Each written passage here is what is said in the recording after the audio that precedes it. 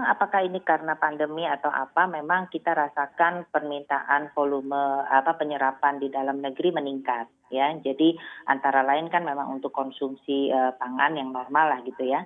Tetapi kita juga melihat adanya pertumbuhan dari permintaan terhadap energi. Jadi memang kalau kita bicara kondisi dari Januari sampai Mei itu memang terjadi pertumbuhan volume penyerapan di dalam negeri, dan yang besar memang adalah meningkat di penyerapan terhadap energi. Jadi ada pertumbuhan sekitar 23% kalau kita bilang ke energi ya. Gitu. 23% ke energinya atau penambahan jumlah volumenya nih Bu? Ke energi. Oke. Kalau permintaan dalam negeri sendiri cukup meningkat ataukah seperti apa nih Bu sejauh ini? Meningkat. Untuk konsumsi aja kita meningkat, yang khususnya yang oleochemical ya, produk turunan itu sekitar 31%. Jadi secara keseluruhan baik itu untuk pangan, untuk oleochemical atau untuk energi itu ya boleh dibilang sekitar 30% sih memang terjadi peningkatan.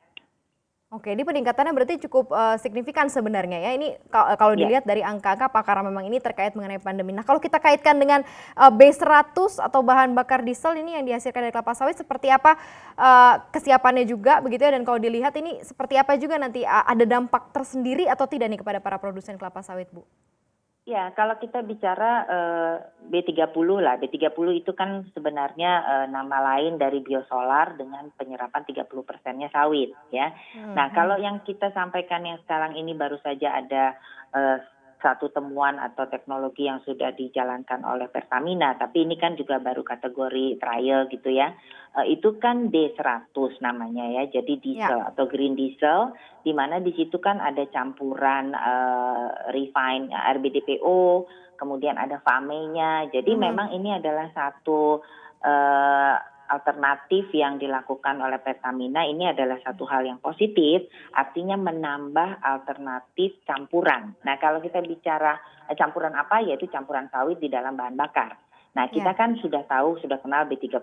Memang kapasitasnya dengan segala pertimbangan memang campurannya adalah 30%-nya. Nah, tetapi ini adalah temuan lain di mana 100% dari sawitnya itu bisa diolah menjadi satu bahan bakar lain yang saya baca-baca sih ya bahwa itu adalah namanya green diesel ya. Tapi mungkin kita sekali lagi saya kurang pas lah kalau kita bicara B100, karena itu korelasinya terhadap apa yang sudah kita lakukan dengan B30 nanti seolah-olah solarnya udah 100% datangnya dari sawit. Itu yang belum bisa kita katakan B100.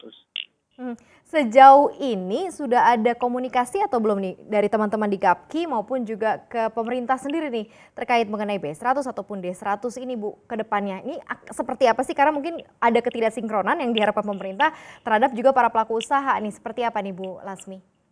Ya, itu sih sebenarnya istilah ya. Jadi bahwa sinkron itu adalah kita sama-sama setuju, kita sama-sama mendukung program penyerapan lebih besar di dalam negeri, baik itu untuk pangan, non-pangan maupun terhadap energi. Nah, terhadap energi ini kan memang yang sudah siap itu adalah solar tadi. Tapi kalau dikatakan apakah kita sudah ada pembicaraan, tentu saja ada. Tetapi kan menuntut yang namanya kesiapan. Nah, sekarang kan Pertamina sudah di depan, sudah berani untuk melakukan trial dengan menamakan yang namanya D100. Karena ini kalau kita bicara istilah-istilah di dalam dunia bahan bakar memang kita nggak bisa asal ngomong gitu kan ya biarlah ahlinya yang bicara gitu.